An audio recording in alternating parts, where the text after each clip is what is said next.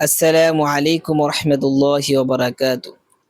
যাদের ঘরে অসুস্থ রোগী আছে, বিশেষ করে যাদের সন্তান আছে, রাত হলে তারা কাঁদে, খুব কাঁদে। আপনারা হাদিসে বর্ণিত এই দোয়া পড়ে ওই অসুস্থ ব্যক্তিকে ঝাড়ফুঁক করতে পারেন। সেই দোয়াটি হলো, হাদিস শরীফের ভিতরে বর্ণিত হয়েছে, দোয়াটি হলো বিসমিল্লাহি আরকিকা মিন কুল্লি শাইইন ইউযিকা মিন শাররি কুল্লি নাফসিন আও আইনিন হাসিদিন আল্লাহু ইয়াশফিকা বিসমিল্লাহি আরকিকা।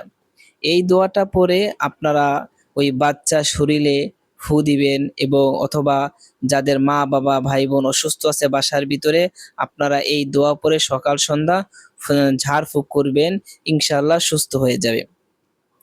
এর কারণ কি? কারণ হলো, একবার আল্লাহ রসুল সাল্লাল্লাহু আলাইহি ওয়াসাল্লাম অসুস্থ হয়ে পড়লেন। তখন জিবরাইল আমিন ফেরেশতা এসে আল্লাহ রসুল সাল্লাল্লাহু আলাইহি ওয়াসাল্লামকে বললেন, নবী আপনি কি অসুস্থ নাকি? তখন আল্লাহ রসুল বলেন, হ্যাঁ আমি অসুস্থ।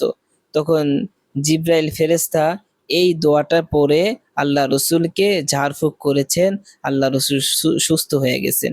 এই জন্য আপনাদের ঘরের ভিতরে যারা অসুস্থ আছে, বিশেষ করে যাদের ঘরে ছোট বাচ্চা আছে, রাত হলে তারা ক্রন্দন করে কাঁদে, আপনারা ফজরের নামাজ পড়ে এবং মাগরিবের নামাজ পড়ে আপনারা এই দোয়াটা পড়ে ফু দিবেন, ইনশাআল্লাহ সুস্থ হয়ে যাবে।